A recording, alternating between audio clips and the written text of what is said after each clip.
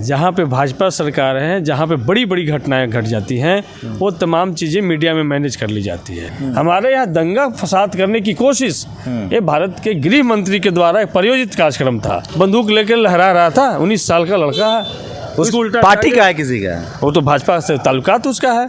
2024 में मनुस्मृति वाले एक तरफ होंगे और संविधान बचाने वाले एक तरफ होंगे।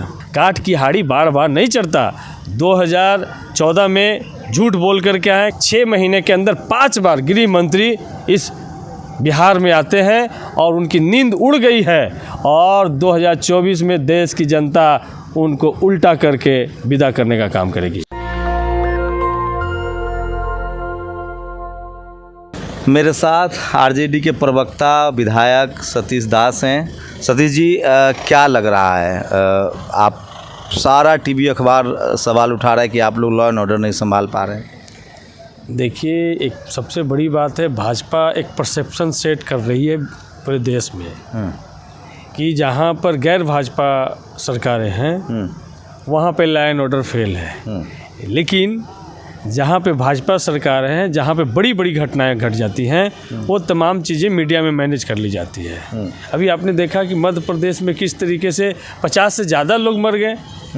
तो भाई वहाँ पर तो सबसे ज़्यादा फेल्योर था कि भीड़ आएंगे, किस तरीके से बनाया गया है, और 50 से ज़्यादा लोग की जानें चली गई। तो घटना है ना आपके यहाँ, तो घटना की वो तो हादसा है। क्यों घटना घटी? आपके यहाँ तो घटना हो रही है, उस पर चर्चा। हमारे यहाँ किसी की जान नहीं गई। हमारे यहाँ दंगा फसाद करने की कोशिश ये भारत के गृह मंत्री के द्वारा एक प्रायोजित कार्यक्रम था। भारत के गृह मंत्री दंगा करवा रहे हैं? प्रायोजित कार्यक्रम था। देखते हैं कि रामनवमी, गृह मंत्री प्रायोजित करवा रहे हैं। रामनवमी के दूसरे दिन यहाँ पर आ जाते हैं। उन्होंने तो कहा उल्टा टांग देंगे दंगा करने वालों को। तो भैया उल्टा टांगे ना। अभी पकड़े गए 19 साल का लड़का जो बंगाल में बंदूक लेकर लहरा रहा था, 19 साल का लड़का है, उसको उल्टा पार्टी का है किसी का? वो तो भाजपा से ताल्लुकात उसका है, तो उल्टा टांगे।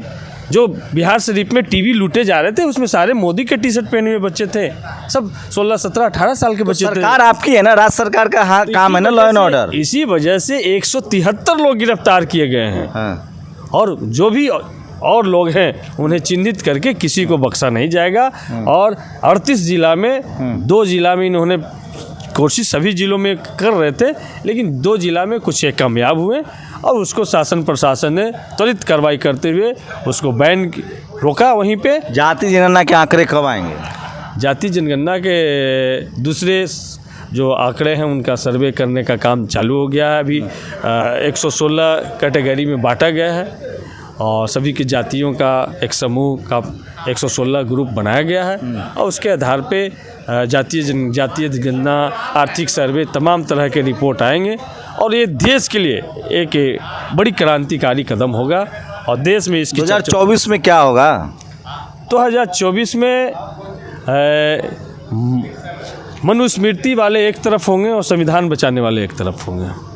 एकदम मनुस्मृति बनाम संविधान की लड़ाई है, और जो भी संविधान को बचाना चाहते हैं, संविधानिक प्रावधानों जिससे आम आदमी की ताकत मजबूत हुई है, उस प्रावधानों को बचाना चाहते हैं, तो वो एक तरफ खड़ा होंगे संपूर्ण विपक्ष, और एक तरफ जो मनुस्मृति को बचाना चाहते हैं, वही मनुवाद को बढ़ाना चाहते हैं, मनु पर आधारित जो शासन व्यवस्था उनका था उसको आगे बढ़ाना चाहते हैं, वो एक तरफ होंगे। तो पूरी तरीक़ा से इस बार 2024 का चुनाव मनुस्मृति बनाम संविधान होगा। लेकिन टीवी अखबार वाला कह रहा है आप लोगों में खटपट चल रहा है, आरजेडी जेडीयू गठबंधन। कोई खटपट नहीं चल रहा है, एक एक करके भाजपा के लोग भाग रहे हैं। भाजपा में भगदड़ की स्थिति है। अब अभी देखिए कर्नाटक का चुनाव होने दीजिए, उसके बाद और भगदड़ उनके यहाँ मचेगा। अब काठ की हाड़ी बार बार नहीं चढ़ता। 2014 में झूठ बोल कर के आए कि 2 करोड़ लोगों को रोज़गार प्रत्येक साल देंगे, 15-15 लाख रुपया तो यूँ खाता में देंगे। उसके बाद 2019 का चुनाव पुलवामा और सर्जिकल स्ट्राइक पे वो लड़ कर के आए, लेकिन देश को रोटी चाहिए, लोग भूखे हैं, उनको रोटी चाहिए, रोजगार चाहिए, शिक्षा का नाम भी तो बढ़ रहा है, दुनिया भर में डंका बज रहा है मोदी जी का। क्या डंका बजा है? पूरा मोदी जी का, देश का जो डंका था उसको मोदी जी ने फोड़ने का काम किया, सब जगह से डंका फोड़ दिया, और देश में पूरे दुनिया में ही एक परसेप्शन बना कि एक अडानी के लिए प्रधानमंत्री पूरी दुनिया में यात्रा करने का काम किया। उसको ठेका कैसे मिल सके, उसको ऑस्ट्रेलिया में कैसे ठेका मिल सके, उसको बांग्लादेश में कैसे ठेका मिल सके, उसको अमेरिका में कैसे हम काम दिला सके, इसके लिए प्रधानमंत्री ने यात्रा किया। और हिडेनबर्ग की जो रिपोर्ट आई है उसके बाद तमाम चीज़ें खुल गया। और उसी के वजह से जो 7 फरवरी को राहुल गांधी और विपक्ष के लोगों ने जो मोदी और अडानी का जो संबंध पे जो बातें की, उसके बाद पूरी तरीके से भाजपा विचलित हो गई है।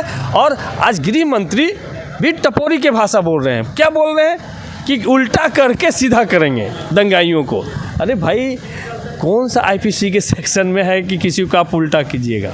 कोई है सेक्शन ऐसा जिसमें किसी भी व्यक्ति को आप उल्टा करने की ताकत आपको सेक्शन देता है? फांसी पे लटकाने की ताकत तो कह रहे हैं दंगाइयों के लिए ना। दंगाई तो उन्हीं के लोग हैं, उन्हीं का इतिहास है। और एक बात और हम आपके चैनल पे हम बताना चाहते हैं, अभी विजय तांबड़े जी जो भाजपा के प्रभारी हैं, विनोद तांबड़े जी, हाँ। वो आए थे इसी बिहार में, जहानाबाद में उन्होंने मीटिंग की।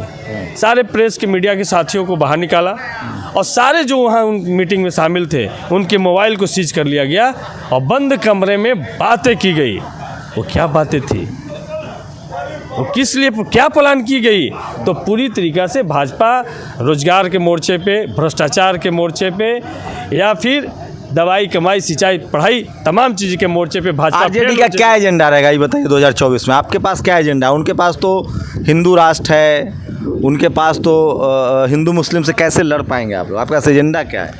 हमारे पास लालू जी का एजेंडा सबसे टेस्टेड एजेंडा है पूरे देश में। लालू प्रसाद यादव जी एक ऐसे नेता हैं जिन्होंने सांप्रदायिक शक्तियों से कभी समझौता नहीं किया और अडवाणी के रथ को भी लालू प्रसाद यादव जी ने रोकने का काम किया।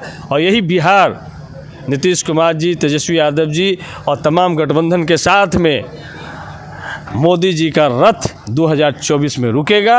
और नीतीश जी ने जो कहा कि जो 2014 में आए थे 2024 में नहीं आएंगे, यहीं से शुरुआत हो गई है। और सबसे बड़ी बेचैनी इसी वजह से है कि 6 महीने के अंदर 5 बार गृह मंत्री इस बिहार में आते हैं और उनकी नींद उड़ गई है।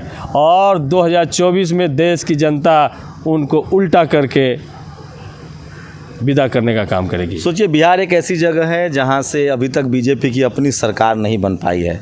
गठबंधन में वो ज़रूर रही है। बीजेपी की बड़ी इच्छा है कि 2025 में उसकी अपनी सरकार हो। अमित शाह इसका दम भी भर रहे हैं, लगभग अनाउंसमेंट भी उन्होंने कर दिया है कि वो चुनाव लड़ेंगे अपने दम पर।